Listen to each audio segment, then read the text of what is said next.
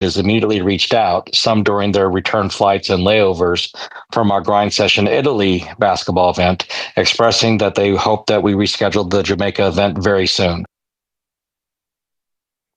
Now, the Miami Heat, together with the Mickey and Madeline Harrison Family Foundations and the Carnival Corporation, have announced a $1 million donation to direct relief to support recovery efforts in Jamaica following the devastation caused by Hurricane Melissa.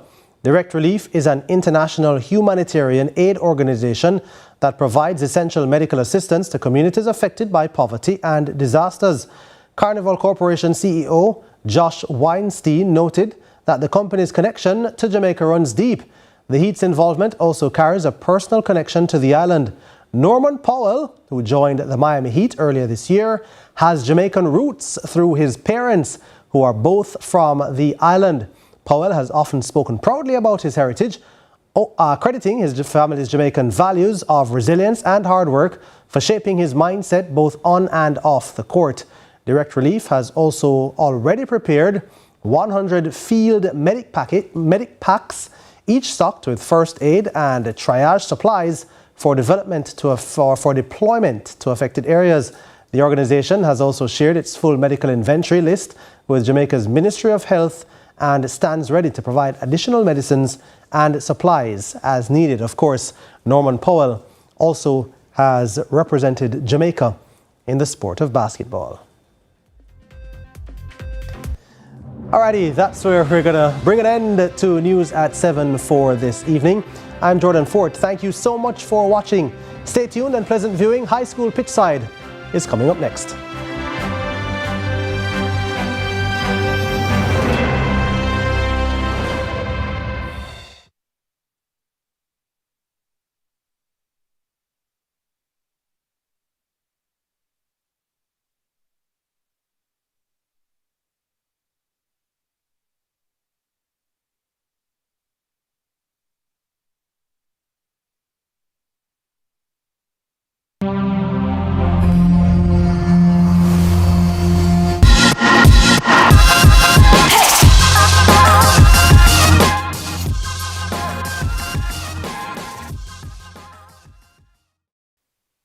Wow, it's crazy. It's high school Pitchside, and you know we always try to bring you the happiness with our discussions about the beautiful game of football, but obviously this week our spirits are a bit dampened by the passage of Hurricane Melissa. We hope that everyone is safe and there are no significant injuries, and we also pray that anyone who is picking up the pieces after this devastation of Melissa will get all the help they need. Gio, we've seen it from stats, and it's a lot of damage being done. Yes, Jenny, and our hearts go out especially to those in the western end of the island, which was hardest hit by the Category 5 hurricane. Of course, we're talking about the parishes of St. Elizabeth, Westmoreland, Hanover, St. James, and even central parishes like Clarendon and Manchester, which suffered significant damage. Indeed. We're seeing the footage now, and this hurricane was devastating to several parts of the island, to say the least, and even eastern parishes who weren't fully spared, but we still count ourselves amongst the lucky ones that we can be here with you today. Gio, what was your experience like? Because every video and every picture that I've seen so far is just gut-wrenching, just to imagine the reality. Well, from my personal end here in Kingston, it felt like a very, very, very, very, very bad rainy day. However, I'm from Manchester, as we've established a long time. So Yeah. I know that there are houses in Manchester that are underwater. Manchester's on a hill. I know that there are plenty different places that, you know, windows and roofs have been blown off and so on. You know, my family personally, I think there's a part of the roof at the back that actually got up. There's a part of my roof that got up. So I mean, the damage is extensive, and again, we just want to pray and extend our deepest blessings and wishes, well wishes for those who would have been affected. Definitely. And the beautiful thing about Jamaica that I love is that we always say that we're little but we're Talawa, and I know for a fact that our resilience, we'll be able to cross this hurdle. It may take some time, but if we work together, it will work out. Have you been able to hear from any coaches so far? Have I been able to hear from anybody so far? I think it's probably the correct question. You know, we tried reaching out to a few coaches. I know Kiwi Lambert personally, who's not a coach, a manager at Manchester High School. He wasn't even it. Try getting on to Hector Wright from Cornwall for more news purposes. Dwight Jeremiah, you know, someone you know very well. So again, have you been able to get on to anybody at all in the Western world, Western side of Jamaica? I think that's the real question from my end now. Well, Gio, there is no doubt about the effect of this hurricane and what it will have on the rest of the schoolboy football season. All the schools in Group 1 of the Da Costa Cup were right in the center of the storm. Cornell College, Christiana, Maldon, and William Nilb. And then obviously Magati and St. Elizabeth Technical, which are in St. Elizabeth, were hit very, very hard. We've been showing you footage of Stets, and a lot of the structure has been significantly damaged, and it will be difficult to even get the students to return to school, let alone restart the schoolboy football competition. And for a fact, this will be a little bit more sensitive because of the likes of Keith Wellington being the principal at St. Elizabeth Technical. I think this is just him getting hard hits left, right, and center. But we mentioned St. Elizabeth, but also spare a thought for Mannings in Westmoreland. Yes, I saw Herbert Morrison as well. Yes, keep in mind that the hurricane actually landed, if you want to call it that, in Westmoreland, and Mannings, some of the structures on Mannings totally blown down. The roof gone totally. Gone. Structures gone totally as well, so spare a thought for them. In regards to the schoolboy football season, I mean, that's a discussion that will need to be had. Whether or not the schools that were affected, that are still in the competition, your Stets, your Magati, as you mentioned, your Mannings, whether those schools use that as an ability to galvanize themselves, or as an initiative to galvanize themselves to, perform better, to show that, listen, despite all these odds, we can still come out and win, remains to be seen. I hope it plays in that direction, because that is part of the positive that we can get from this. Not the negatives, but we have to cling to the positives. Definitely. And after this break, we'll hear from the likes of Coach Andrew Peart, who, I wouldn't say he's in the western side of the island, but he has some information for us. Yes.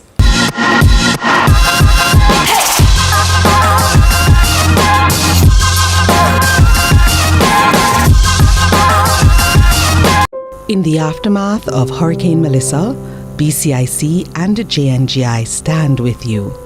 Starting Thursday, October 30, the following branches will be open and ready to help with Hurricane Melissa-related claims: BCIC Duke Street, Crossroads, Portmore and New Kingston; JNGI King Street and New Kingston. We are working to resume full service at our other branch locations soon.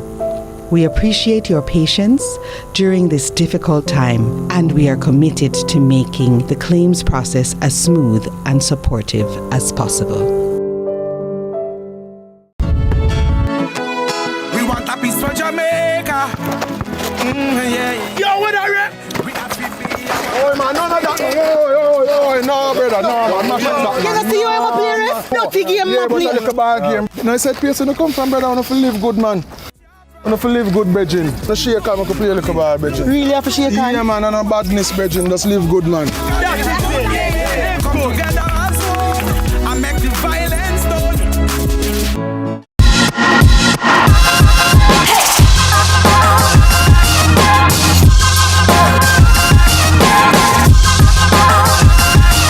Welcome back to High School Pitchside. And as we've said, it's been difficult trying to get into contact with anyone from anyone in the west of Manchester. We did speak to the competition organizers, ISA, but understandably, many schools are just now picking up the pieces, so they haven't been able to meet to determine the way forward just yet. But we got in contact with Glenmuir's head coach Andrew Peart, who has been kind enough to join us to discuss the season so far for Glenmuir and what he envisions for the rest of the season. Coach Peart, thank you for joining us. I'm here with Giovanni Brady, and I hope that you and your family are safe and sound. How are you doing? Good day, Junior and Giovanni, and to the viewers. We're doing well. No major damages, thankfully, but we share this moment with the entire Jamaica. Not to compare, because comparison will actually kind of diminish what plight some people are facing relative to others. So it's just a moment now where we're all in this together. And that's how we just have to embrace it. Like it's Jamaica now, not parish by parish or urban versus rural or whatever. We have to support and lend as much helping hands as we can to everybody involved. That's definitely the mentality. I know that you spent some time in Manchester. I want to know, back in your time, what was that experience like? Well, from where we are, the most damages we would have seen are mainly fallen trees or toppled utility poles. Didn't see much flooding in Manchester from my perspective, but the winds and the rain, it was very intense. I think we had over 16 hours of continuous rainfall with strong winds on Tuesday. So the fact that we're alive and well now, it's good. We have to thank God for that. And as I said, we pick up the pieces and we move forward. With regards to Glenmuir, coach, any word on what happened at Glenmuir, in that Clarendon area? So I checked on the school plant itself. There weren't any, if or much damage any at all. So that's good. Thankfully, all the boys and their families are well. So it's more a humanitarian project first rather than football. Football is kind of at this moment. Yes, we also know that there's a competition to be played, but I am pretty sure the organizers will take into consideration what's happening and then, give all the parties involved a little time just to find themselves again. Coach, you've been trying to get through numerous other coaches from the western side of the parish. Have you been able to hear from any of those coaches? I don't know if you're close to anyone particular, heard what's happening in their side, probably from the western, St. Elizabeth, Trelawney side. Yeah, I've been trying. It's been the same. So I've been trying to reach out to call a few names. Brian Peterkin from Otorius High School and Dwight Jeremiah from William Nib High School. Those would have been some in some areas that would have faced maybe some extensive damage. So I've been trying to contact because we're in like some groups, WhatsApp groups. We even had we have a group of B-licensed coaches that's from the western end. Not getting through to much of them, but so. We tried Dwight Jeremiah Coach Dwight Jeremiah as well, and we weren't able to get through. We tried Hector Wright as well, was able to get him. A lot of coaches tried and we're not getting in, but we're hoping for the best. Coach, let's talk about your season so far. You've lost a couple games in the first round and dropped some points. Dropped points once in the second round, and now you're in the round of 16. Have there been any hiccups that you have anticipated so far, despite Melissa, and what are your thoughts as we see how we proceed for the rest of the season?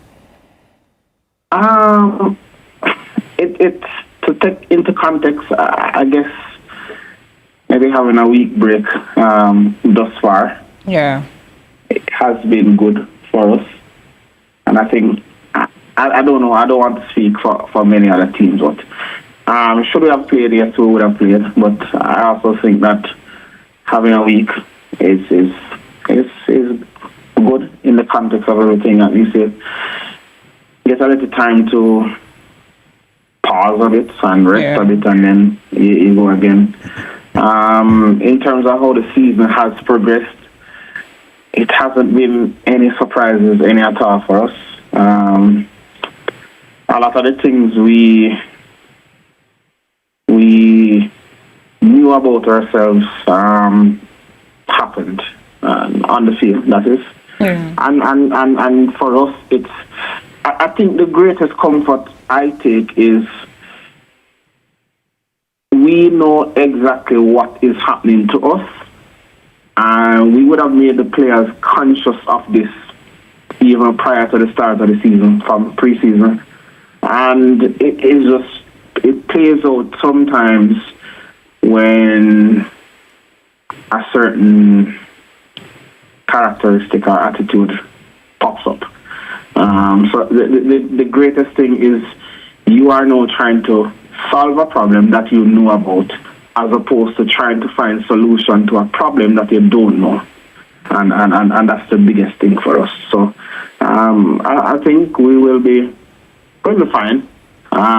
We will progress pretty well. We have, when we resume, we have 2 tough games in the round of 16. And from here on, every game is a tough game, to be honest. We played Magati last week, Wednesday. And the conditions that we played in proved very tough for us. Like, it was Melissa-like rains at Glenmere, so he just couldn't play a regular style football, but we adapted, and that's the biggest quality that you need to have, especially in this stage of the season where it's down to 16 teams. The 16 best teams are left. Some level of adaptability and flexibility have to be shown, because those are the things that will get you over the edge. A lot of games now will not necessarily be decided by who has the greater run of play. A lot of games now will be decided on moments, and we have to be prepared for those moments. We have to be prepared to sometimes be proactive and sometimes be very good reactively and very decisively in preventing or capitalizing on certain moments. Coach, one of your last or most recent results against Manchester High School, when I put some focus on that, you know Jamal Chambers quite well, and you led early in that game only for Manchester to storm back. It was exciting for the neutral, but I'm sure you have picked apart that game, and I don't know what your thoughts and what happened during that game.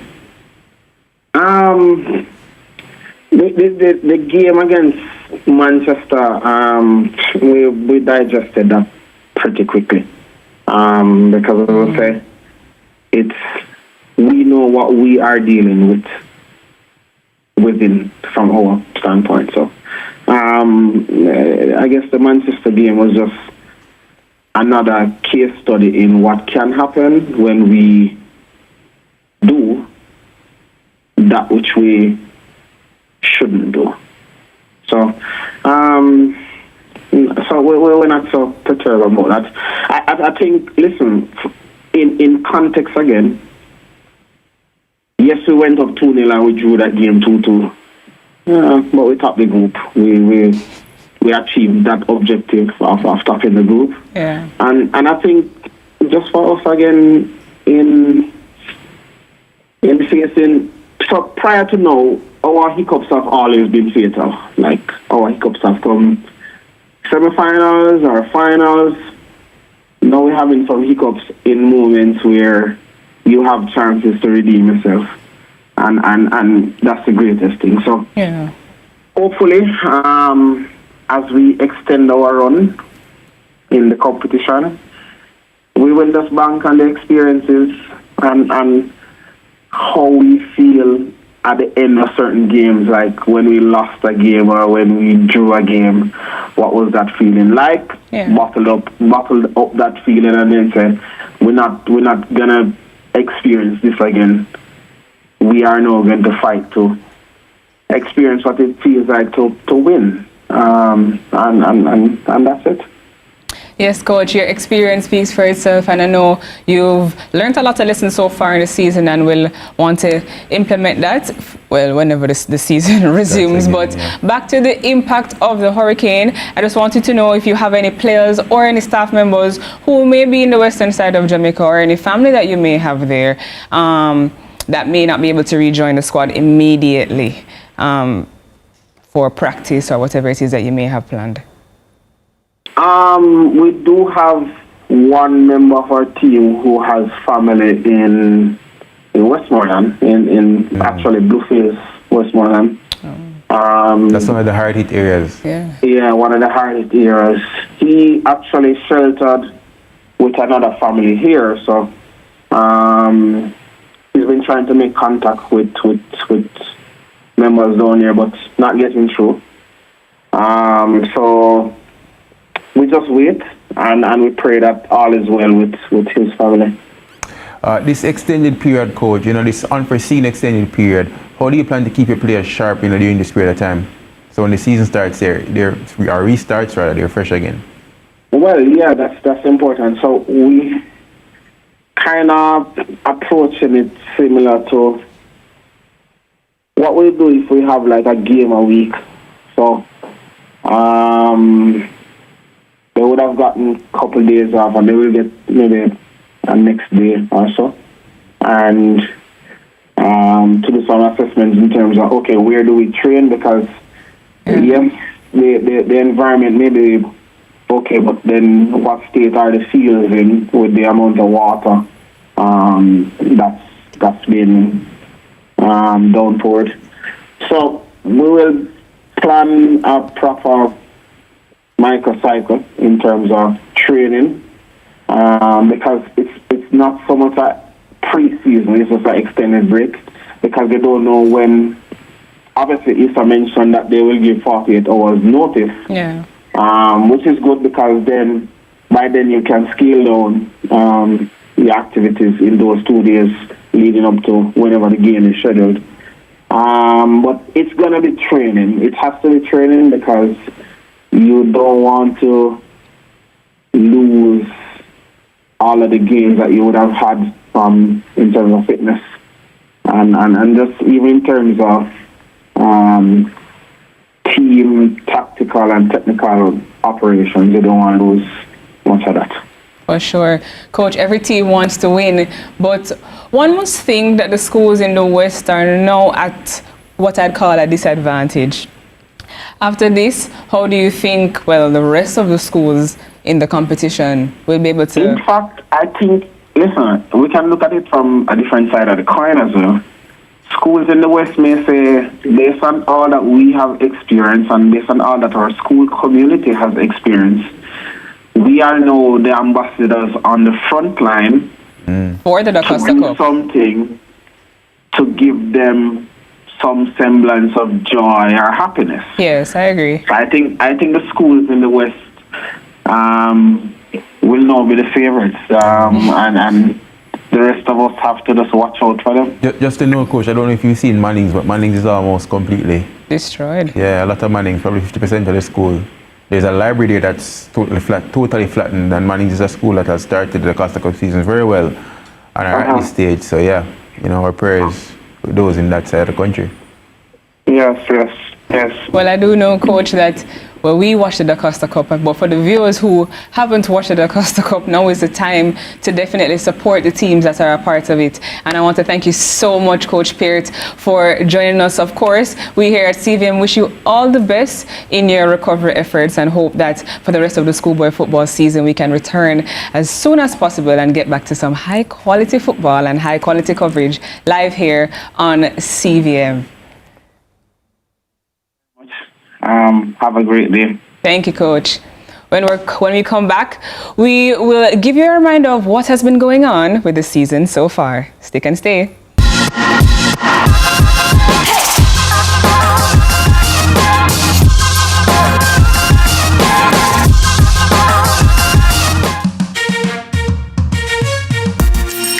Hey everybody, I'm Yendi, and this is Odyssey with Yendi. In this space, we connect with some of your favorite people as they share their journeys.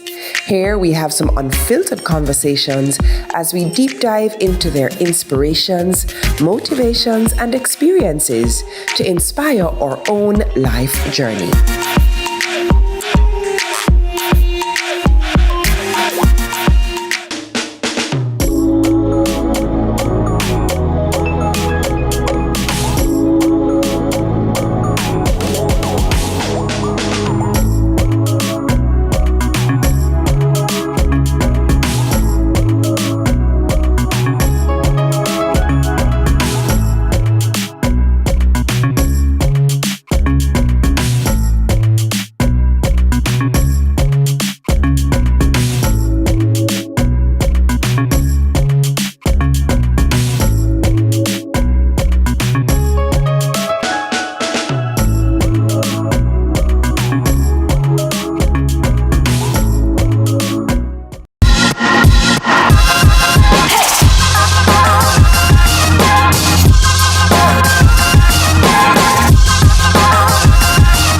Welcome back to High School Pitchside. So of course, both competitions, the Manning and the Da Costa Cups, are now in the round of 16. And here's a reminder now on screen of how the last match day went in both competitions. Let's start with the Da Costa Cup.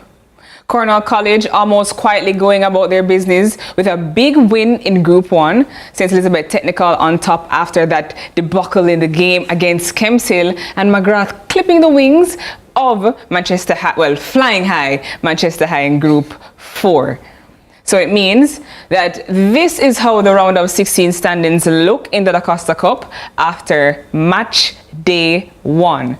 Gio, any thoughts on how this break to the Hurricane might change some of these teams' fortunes? I mean, not significantly. Probably from a fitness perspective, I don't think any of these schools necessarily had any major injuries dealing with that they, will get this time to kind of recuperate from. All of them will be equally rested. Yeah. Big up to my Christiana High School. Christiana is in Christiana William Day. Probably from an infrastructural perspective, that's the only thing. Yeah, I think William Day will take a toll with the infrastructure. Yeah. So I think any change you may see, probably from a mental perspective, is probably more of the impact of the Hurricane than the players and the football themselves. Yeah. Okay, Gia, let's take a look at the rest of the zones in the Da Costa Cup. This is Zone 2, which consists of St. Elizabeth Technical, Ocho Rios, Old Harbour, and Kemps Hill. And, well, for me personally, Ocho Rios stands out a lot. They've done a lot of improvement over the years. But I know the hard hit of the Hurricane with St. Elizabeth Technical, and we've heard Coach Peart talk about his honor. Well, he can't reach the head coach of Ocho Rios, so we don't know the status of them and their school. But I think that these results may stay the same. I think Kemps Hill could probably do something in this group, create some noise, be further up. I think we saw in that Kemps Hill States game. Yes. Yeah, Kemps Hill played very well, They did stop because they thought, okay, they were being hard done. But I think Kemps Hill can probably make some noise in this group. States definitely to go through. Let's see what Kemps Hill has to offer in the long run, yeah. Let's take a look at Zone 3, which consists of Glenmuir, Garvey Maceo, Clarendon College, and Magotty, a group that a lot of people are excited to watch and have been looking at. We know Glenmuir so far has been in stellar shape, but in terms of the quality of their team, can they withstand the entire competition? We know Garvey Maceo has the quality, but we don't. But is this... The question is this a group of death? I think we have 3 group winners here. Garvey Maceo finished second in the first round group with Glenmuir. First round group talking about. Yes. Yeah, definitely. And 3 Clarendon teams in this group as well. Is this a group would have been affected as... Yeah. Is this a group of death? I definitely think this is a group of death. And I think a lot of the Costa Cup fans are looking at this group, especially with the support that they have from their alma maters and their old boys. I think this is a group that we should be watching to see what will happen. And let's take a look at the 4th zone, which consists of McGrath High, Dintil Technical, Mannings, and Manchester High. And I don't know if it's happening to you, Giovanni, but as I look through the Da Costa Cup groups and look at the schools, it's kind of almost like, what will happen to this competition after? Yeah. I mean, I'm trying to keep it about the football, but Hurricane is just on the top of my... Every time I see a school, like the Mannings. Mannings definitely we even tried stands to out see here. if we could get through to Jeremy and Thomas at McGrath, just to see if, And we can't get anything at all. But from a footballing perspective, I do think McGrath rather should go through. I think they're definitely the best team, finalists last year. So I think they should go through Dintil Technical with I don't think they have the capabilities of going through as well. Play some good football. They definitely have the ability. Mannings, Manchester. Let's see how those schools go through. Yeah. Definitely. And now for a look at the Manning Cup results, a shocker from Kingston College, but Mona continuing their dominance and remained perfect since the start of the competition, and a resurgence for Calabar. So now for a look at the Manning Cup standings, where my Eagles are flying high in Group 1. I can't say the same about Ronaldo's alma mater, Wolmer's, but for a fact we are soaring, and they are on the top of this, Zone 1 with 3 points, following St. Andrew Technical, Tivoli Gardens, and Wolmer's Boys. And I actually think that this group may remain the same. Tivoli can pose some threat, but I do think Excelsior and St. Andrew Technical will go through. Tivoli were in the quarterfinals last year. Yes, and they won the Walker Cup a few years ago. So I think Tivoli has been a consistent program. But I do agree with you. I think this group stays the same. Wilma's boys. If Ronaldo was here, he'd want to. He'd want to. I think this may be where the journey ends. -3 goal difference as well. Yeah, they have some rebuilding to do. And I want to make mention there is a player from St. Andrew Technical who died recently, right? This isn't their first rodeo of having a death in season, and I think they may use that as motivation to continue for the rest of the Manning Cup season. Let's take a look at Zone 2 of the Manning Cup. We have Calabar, Hydel, Kingston College, and Campion. Now, this is a shocker to everybody because most times when we see Calabar in front of KC, we're talking about track and field, right? But here we are with football, and I must say, and I must give Calabar their props, they have been performing well this season. And Alex Thomas leading Hydel, I think they have understood his philosophy. So the points and the performances are speaking for themselves. But Kingston College in third, as in they have played one match so far. But they have some work to do. When I looked at this group, the first thing that stood out was what you mentioned, color purple in third place. I don't think that remains the same for a long time. Yeah. Is it a marginal loss? I think Calabar and KC, Campion surprisingly have been doing well in schoolwork football for the past 3-4 years. Their program has grown, I must say so. But I think this year you have seen where there's probably been a drop off. I think this may be where the journey ends for them. I would find it. I would be shell-shocked if Kingston College, their journey right to end here. Yeah, no, I'd be shell-shocked as well. I don't think so, yeah. Well, let's take a look at Zone 3 of the Manning Cup. We have Charlie Smith, St. Catherine High, Vauxhall High, and St. George's College. Now, I do think St. Catherine High will go through. Charlie Smith has been putting on great performances this season, but Vauxhall High, and I don't know if you remember me saying it in previous pitch sides, I do think that they are kind of somewhat of a dark horse. And Kyle Butler has been doing a lot of work with those boys. I do think they want to make a statement in the Manning Cup this season, as in winning is a big dream, but I do think they want to go as far as possible. I mean, this is low-key a very competitive group in my mind, because St. George's College not having their best season this year, but you can never count them out. The Never Bertis Bell coach unit, Vauxhall, what we've seen them do to Jamaica College, and what we've seen them do in the first round. St. Catherine, a school that other persons have as one of the favorites. We other players from last year to win the Manning Cup. Yeah, in our last televised match. Charlie Smith is one of those traditional schools, and they've started out probably better than most would have thought they would have started out in the second round.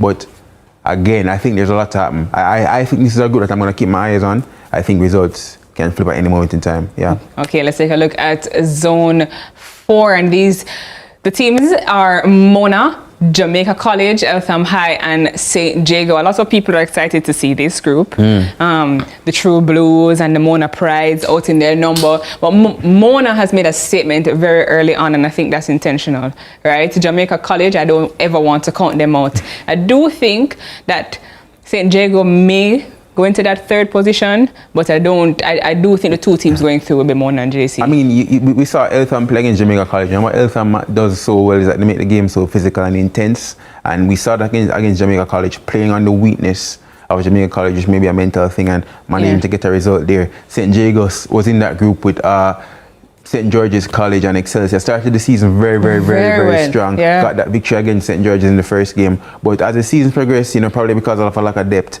they've kind of tapered off, and we're seeing now where they're at the bottom of this group. It's still early days, only one game played. But I think Mona, JC, Eltham, I'm not counting out Eltham. Let's see what Eltham can do, I must give Mona their props. They are unbeaten all season so far, and they've continued that run. So I think we need to pay a little bit more attention to them, Mona, because I think the lack of attention has made them... Has stirred some apple carts. Yes. So those are our zones for the Manning Cup. And remember, guys, it's the top 2 teams to advance from each group for the quarterfinal round. Let's take another break. When we come back, we'll give you the best of high school Pitchside so far. Stay tuned.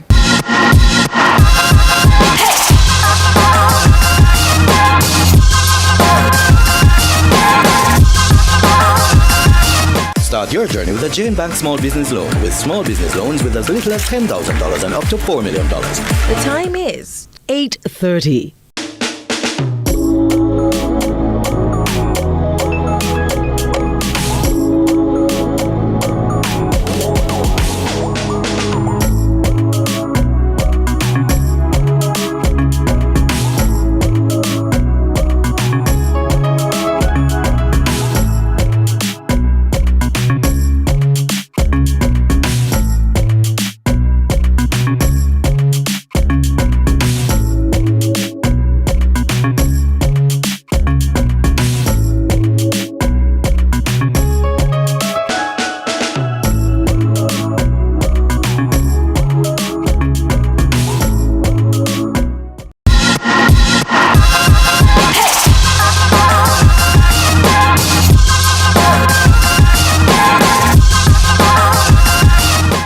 Welcome back to High School Pitchside. And for one thing for sure, I've been enjoying this show so far. So Gio, do you remember any of your favorite moments on the show so far? All right, so my favorite moment is whenever I won a debate. So every time I won a debate, that was my favorite moment, right? Okay. Now there's not going to want to hear that, but we're going to take our viewers down memory lane as well as bring some of those who missed it up to speed by showing you some of our producers' picks for the best moments so far that the show has brought this season. Let's start with the Powerade Team Talk. Drink Powerade before you feel thirsty, as thirst means you're already starting to dehydrate.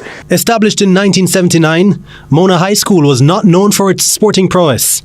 But in came Craig Butler in 2021 with a mission to take the school to the pinnacle in schoolboy football.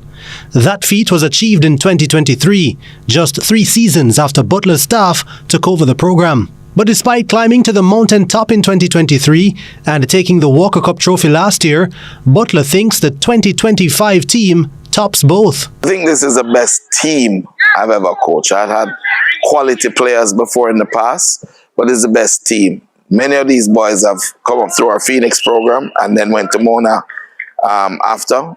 And they have been playing together. Some have been playing together since 6 years old. So the quality is there, the passing is there, the camaraderie is there, the unity is there, and the pride is there in the school as well. So, you know, I think this is the best team. The results from Mona in the Manning Cup group stages support Butler's opinion. 8 wins from 8, 57 goals for, 4 against, makes for great reading for any Mona fan. But the question is, could the first round opposition be considered strong? Absolutely. Calabar is a very strong team. Woolmans has good quality players. Dunoon has always been a good school in terms of what they produce and what they bring to the table. So we've faced good teams. We've always come out of the early zones and performed. So it's not a question of whether or not we have played good teams. It's just that the level of the players that we have is very high. So it makes it look a little easy.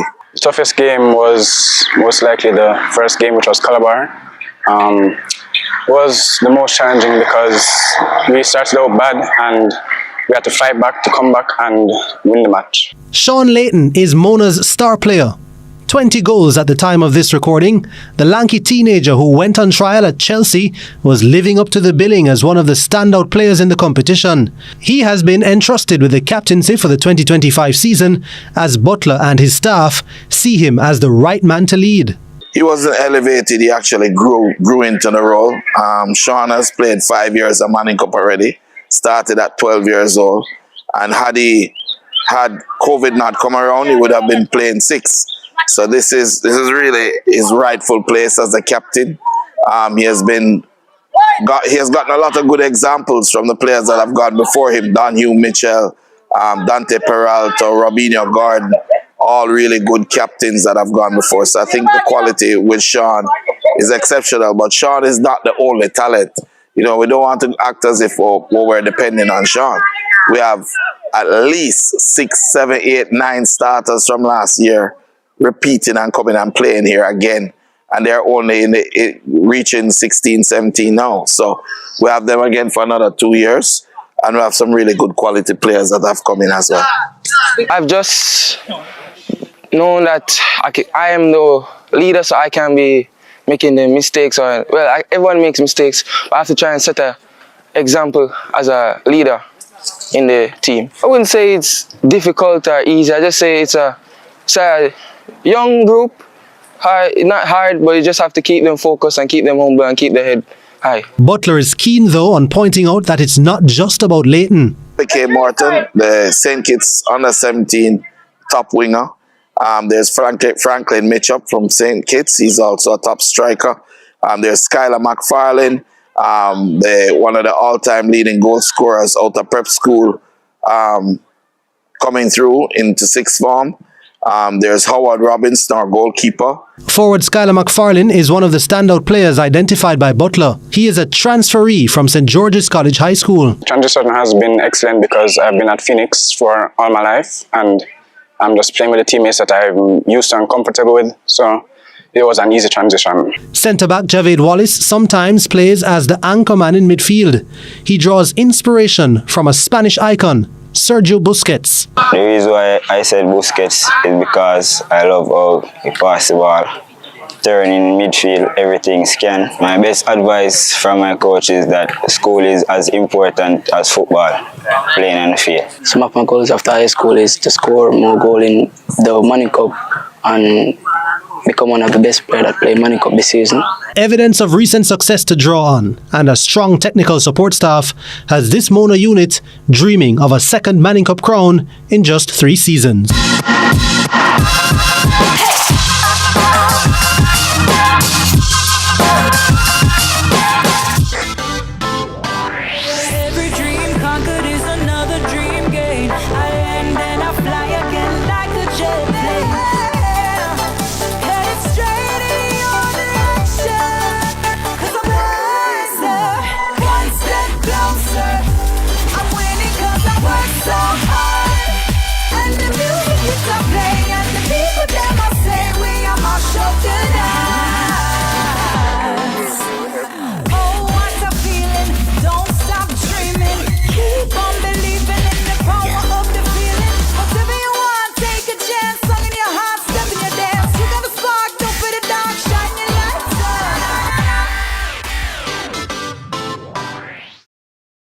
Protecting Jamaica's borders is a key priority for the Jamaica Customs Agency. The JCA will remain vigilant and resolute in effectively fulfilling this mandate. The time brought to you by the Jamaica Customs Agency is 8:45.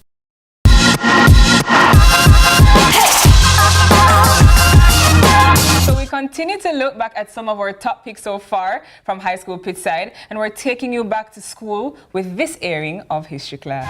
All right, so Sean Fraser is a name synonymous with the golden era, some call it, of Jamaica's football. The midfielder was a member of the first Under-17 Reggae Boys squad that made it to the FIFA Under-17 World Cup in 1999. In 2001, he also journeyed to the FIFA Youth World Cup, this time at the Under-20 level. He made a name for himself in schoolboy football, representing Camperdown at various levels, but it was his time at Clarendon College where he tasted most success, winning the Da Costa Cup, Ben Francis Cup and Olivier Shield in 1998, the treble, as some people call it. Let's start there, Sean. Thank you so much, by the way, for being with us on high school Pitchside. So that 1998 season, bit of a watershed period for you, as I said, the treble, Clarendon College. Take me through that season. Actually, it didn't start well for me. My family, my dad at the time was working at Air Jamaica, so we used to travel to go overseas for the summer. So I missed out the entire preparation for the Da Costa Cup. When I came back, Coach Jackie Walters said to me, Sean, you have to work your way back into the team. So I missed about 5 or 6 games before I started playing. I was 15 years old at the time. He entrusted in me based on talent and my work ethic, but at the same time, I was analyzing what was happening during the course of the games and everything like that. I got my opportunity to play against Lennon. I scored a double on my debut. I could say that the rest is history. Yeah, but rewinding a little bit though, because I want to get a bit of the context of you going to Clarendon College. Okay. Did you go there as a big baller, as Jamaicans would say? Were you a star baller? Take me through that journey, because it's kind of checkered as well, because Woolmer's is a part of that journey, Camperdown is a part of that journey, and then Clarendon College is it. So give me the chronology. All right, so, going to Vast Prep as a former past student, everybody wanted to go to Woolmer's, KC, George's, or JC. Passed for Woolmer's. My mom was overseas. When she came back, she said, you have to go to Camperdown with your brother. My dad wasn't really into that, but at the end of the day, may her soul rest in peace. I ended up at Camperdown because, mother's rule. So when I went to Camperdown, I played 1 year of Pepsi, scored 16 goals, took my team to the final. We lost to the same Woolmerian team that I would have been on with Keith Kelly and Alex Thomas and so forth. Spent 1 year, about 3 months at Camperdown, left for personal reasons. Went to Clarendon College, Great Lenny retired, came to my family and said that they're selling a project down there, and my dad and my mom bought into it. went to Clarendon College, won the U14 there, won the U16, and you know, the triple, as you said. But when I left, I was very, very much active playing at Harborview, playing my under 14 for Coach Ludlow Bernard, playing minor league at 11 years old. So I wouldn't say I was a big baller, but in my mind I was big. But you know, realistically, I don't think I was big baller because I had a lot to learn at the time. But for me personally, I think I was good enough to compete there. Yeah, I mean, Clarendon College did a lot of recruiting of players from the urban area. We know that now. I mean, a lot of people see the teams and probably think that people are from in and around the area, and then you get to know who the top ballers from Clarendon College are, and you realize most of them are actually, a lot of them are from Kingston, right? You're from Kingston. Was there a transition from urban to rural? I mean, how was that for you? Because as you say, you pass Olmos, then you end up at Camperdown, and then now you're at Clarendon College. Is that different, totally different atmosphere? Yes, it is. I can say this without no apology. I think in the rural area, they're more passionate about football than us in Kingston or in town, would say. Everything is different there. They document everything. If you're not playing well, they're going to tell you that you're not playing well. It's unlike when we were in Camperdown, parents will come or friends will come and say, hey, good game, man. You know in your heart you don't play well. They are going to make you know that you didn't play well. And they have no time to pat you on your back. You, in your mind, has to grow up fast and grow quickly, because football is a sport that it changes quickly and fast. So when I went there, it was really a reality check. It was difficult for me at first because, you know, after this sleeping on the dormitory, something I didn't used to. I was in my mom care, my dad care, majority of my life, and then to move from there to the dormitory, which wasn't the greatest of place for me, but I had to adapt. Met this player by the name of Anthony Bennett Sausage, who's one of my great friends. He's not one of my best friends at the moment. He helped me through everything that I was going through, good and bad. And he was from there, or? He was from Rima. Okay. Yeah, he was from West Kingston. Well, you're proving the point, right? Yeah, he was from West Kingston. The majority of the players that were there, we had about 14, 15 players from Kingston. At that time, we didn't have a quota rule in ISA. So Clarendon made use of all of that, the same thing that Jamaica College is doing. So Clarendon made use of that in the past. So we didn't have a quota rule, so we had everybody there, so we cling together, and that's how we achieved success, because we formed this bond in which everybody's fighting for everybody, knowing that we're not from here. We stuck together, and then we made friends with the other players from the rural area, so everything fall into place for us. That's where you got the nickname Mataran? No, I actually got that name Mataran because my dad used to smoke Craveny. One day he said to me that go to buy matches at the shop. The shop was like 3 houses up the road from us.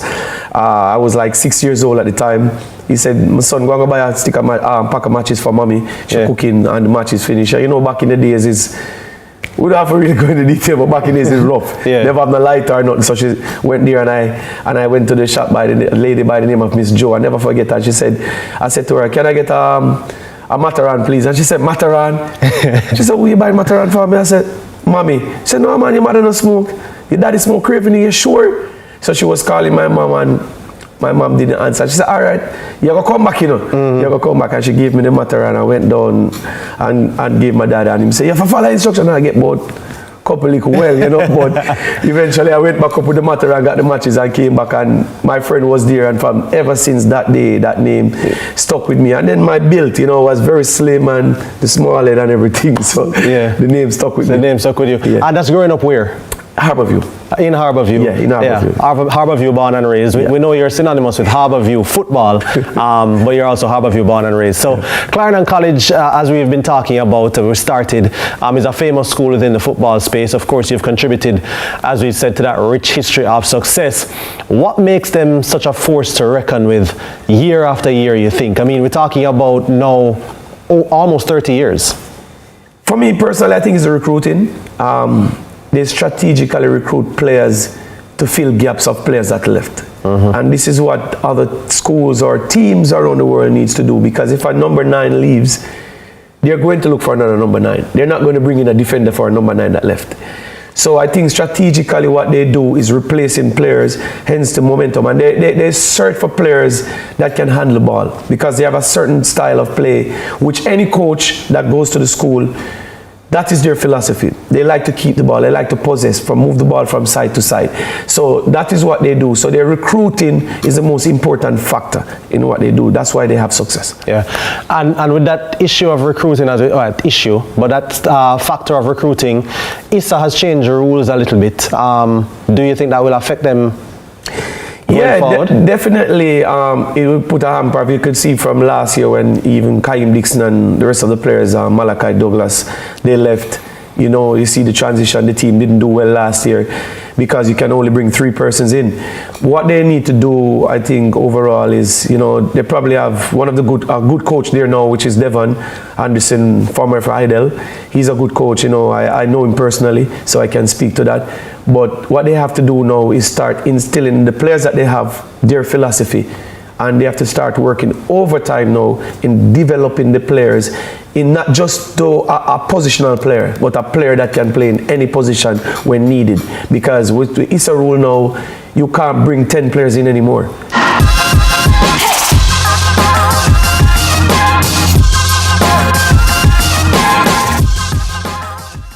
Let's delve deep into the issues. We'll take you beneath the surface. Greetings and salutations. My name is Orville Higgins and it's another edition of Fan Central. Talking to the people at the heart of the top sporting stories. Hear from your favorite sportsmen and women and the administrators who work tirelessly to make it all happen. It's a live sports talk. I've written an entire article. Yeah. Looking at all the major issues every Tuesday at 9 p.m. It's Fan Central.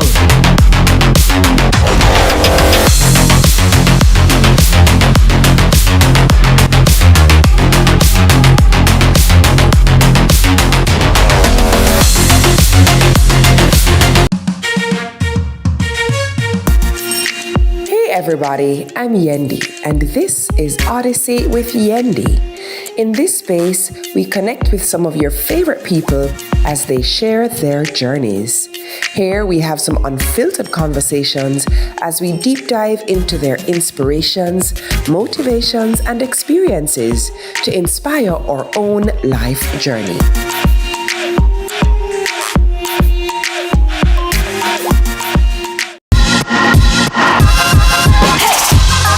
That was definitely a good one, Jenny. And now let's look back at the best of the debate. I hope the producers' picks are debates where I won. Thanks for staying with us on High School Pitchside. We move over to the debate. This week, Ronaldo and Gio will face off, and the question is, are there too many meaningless games in schoolboy football? So here's the context. With most Manning Cup groups having a maximum of 2 strong teams, allowing them to dominate the groups, do you think? And you guys can expound. Of right? course, of All right, course. so the 1 minute begins, and I'm starting with Gio now. I mean, listen, there can't be too many meaningless games because in order to finish a group, you have to beat somebody, right? So if you don't beat anybody, you can't finish top of the group. JC and KC or JC and Vauxhall or JC and Stats can't play themselves. They have to play some other teams.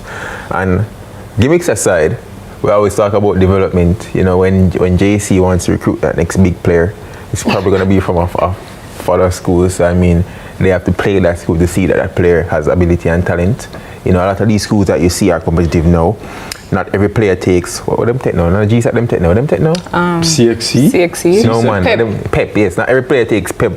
It's not that all the good players take Pep and pass for JC. JC has to go out there and say, all right, cool, we'll go to school. All right, man, that ball, they look good in under 14 or 16. We'll take him. This other player look good, we'll take him. So, no, there are no such thing as meaningful games, and players need developing. The more football you play, that's proven, the better it is. So you have to play enough football to get good. Okay, so there's no such thing as time. Ronaldo, your 1 minute begins now. Of course, I'm going to counter Giovanni and say that yes, in my opinion, there are too many meaningless games in schoolboy football. I am not particularly fond of these 20 nils, these 15 nils, these 18 and 19 nils. You see, if it was 1915 or 1920 or whatever, I could say fine, but the nils is what stands out to me. Yeah. So instead of Ronaldo Adams High is playing Janae Robinson High, and Ronaldo Adams didn't score, Janae gave us 11.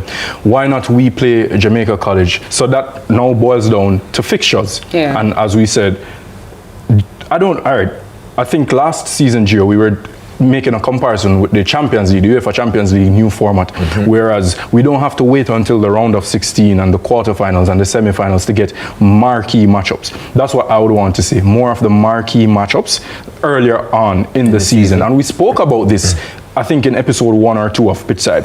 We want to see marquee matchups earlier on. Time, Gio, you do get a rebuttal. Okay, so in order for we to see more marquee matchup, because alright, so when JC played Vauxhall, I keep on going back to that group, not picking on you guys, but when JC played Vauxhall, JC played Stats, aren't those marquee matchups? Yeah, but those are not frequent, Giovanni. But you're getting that well, under regular circumstances. Did you expect? Hold on. Did you expect Vauxhall to pose such a challenge coming into the season? No, you did not. So you can't use that as an example. That was an anomaly. But based off your conversation and argument, we probably would not have seen Vauxhall play JC to know that this school surprising us. Based on what you're saying, we shouldn't just cut them up because Vauxhall have the name. Listen, we want to see KC, JC, Mona, Woolmans, etc. Guys, time. I'm going to give my opinion. And then I'm going to give, I have to give you the winner before I give my opinion. So, this round goes to, drumroll please. Ronaldo. No, let me explain. Team Naldo has won this week. I think, what's the score? 2-1? 2-1, yeah. 2-1, all right. Let me explain. 2-1? Yeah, it's 2-1. From the weeks. It's a disgrace. Let me explain. I do agree with you because one, this is an extracurricular activity. This is not professional football of any sort. That's one. Two, these are very young children.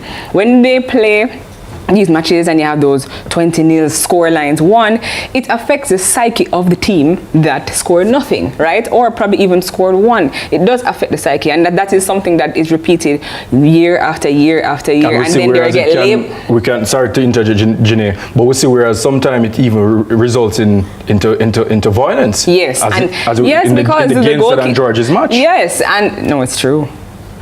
But that's an anomaly. That's something. That's what we know of. That's what we know of. Can't use that. Nonetheless, yes, you're gonna have to. Well, that does it for High School Pitchside this week. Catch us next week when we hopefully will have lots more exciting schoolboy football action to talk about. Stay safe in the weather. See you soon.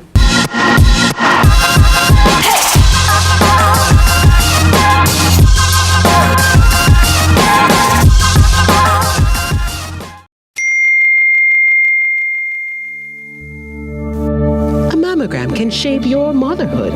The Jamaica Cancer Society, helping women now.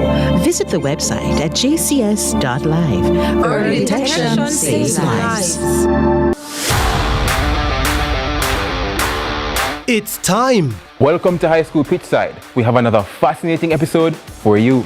More matches, more big clashes. Let's talk about some of the big rivalries coming up this week. More of your favorite features. And trust me, you won't fall asleep in this history class. And of course, we always want to hear from you. Hear from your alma mater's players and coaches in Team Talk. You know we can't leave you out. So send us your messages on social media and watch us react on FanView. And you know we love a good little debate, right, Gio? We've got you covered all season long on High School Pitchside. High School Pitchside, your ultimate guide to all things schoolboy football, Thursdays at 8 p.m. on CVM TV.